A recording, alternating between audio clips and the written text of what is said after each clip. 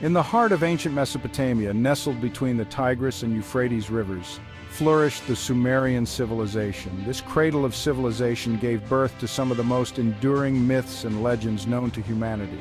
They worshipped a pantheon of gods and goddesses, each representing different aspects of their world, from the forces of nature to the complexities of human emotion. Among them, Inanna, later known as Ishtar to the Babylonians and Assyrians, reigned supreme. She was a multifaceted deity whose influence extended far beyond the borders of Sumer. Imagine her, adorned with jewels, radiating power and beauty, a goddess as fierce as she was captivating. Her image was a symbol of divine authority and irresistible allure. Inanna was not just a celestial figure, she was the very embodiment of love, fertility, and warfare. Her dual nature made her both a nurturer and a destroyer, a bringer of life and a harbinger of death. Her power was absolute, her presence felt in the blossoming of flowers and the fury of a raging storm. She was the life force that animated the natural world and the tempest that could lay it to waste. Inanna's influence permeated every aspect of Sumerian life. From the bustling marketplaces to the quiet corners of homes, her presence was a constant. Farmers prayed to her for bountiful harvests, believing that her favor could turn the tide of their fortunes. Lovers sought her blessing for passion and companionship, hoping that her touch would ignite the flames of their hearts. And warriors called upon her strength in the heat of battle, trusting that her power would guide them to victory. She was the protector of cities, the guardian of kings, and the ultimate symbol of feminine strength in a patriarchal world. Her influence was felt in the halls of power and the streets of the common folk alike. Her story, however, is not just one of power and glory, but also of courage, sacrifice, and the eternal cycle of life, death, and rebirth. She was a goddess who understood the complexities of existence. The tale of Inanna's descent into the underworld is not merely a myth. It is a profound exploration of the human condition, a journey that speaks to the trials and tribulations we all face. It is a timeless narrative that echoes through millennia, reminding us of the cyclical nature of life and the enduring power of hope.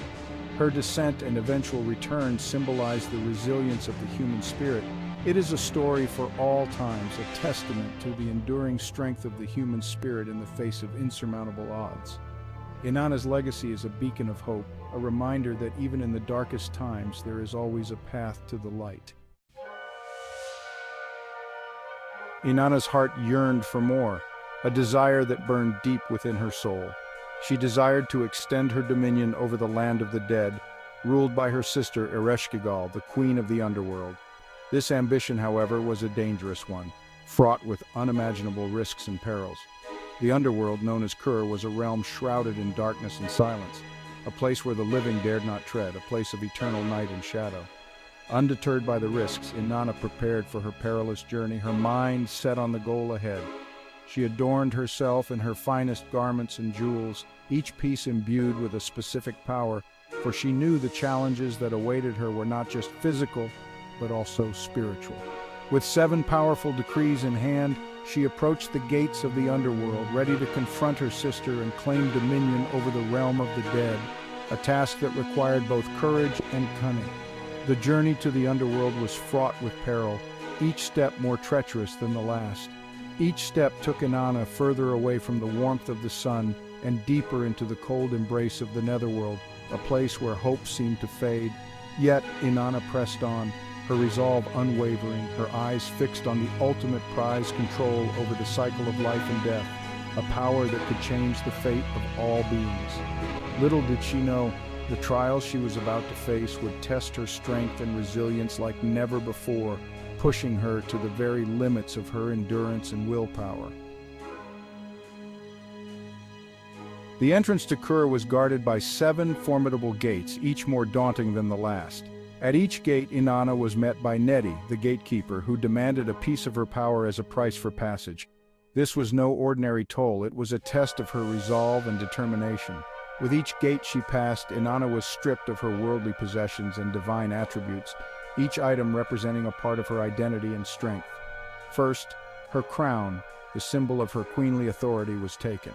It was a heavy loss, symbolizing the relinquishment of her rule and status. Then her lapis lazuli necklace, representing her divine wisdom and insight, was surrendered. This necklace had been a source of guidance and clarity, followed by her breastplate, signifying her power and protection.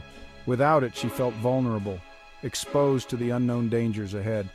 With each piece surrendered, Inanna grew weaker, her light dimming as she descended deeper into the abyss. The weight of her journey was palpable. Despite the mounting pressure and the ever-growing darkness, Inanna continued her descent.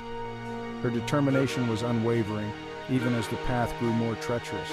She knew that to turn back would be to admit defeat, to relinquish her ambition and accept the limits of her power. This was a journey of no return. But Inanna was not one to surrender, not while a flicker of her divine light still shone within her. That faint glow was a beacon of hope and resilience. She would face her sister even if it meant confronting her as a shadow of her former self. The final confrontation awaited, and Inanna was ready to embrace her fate.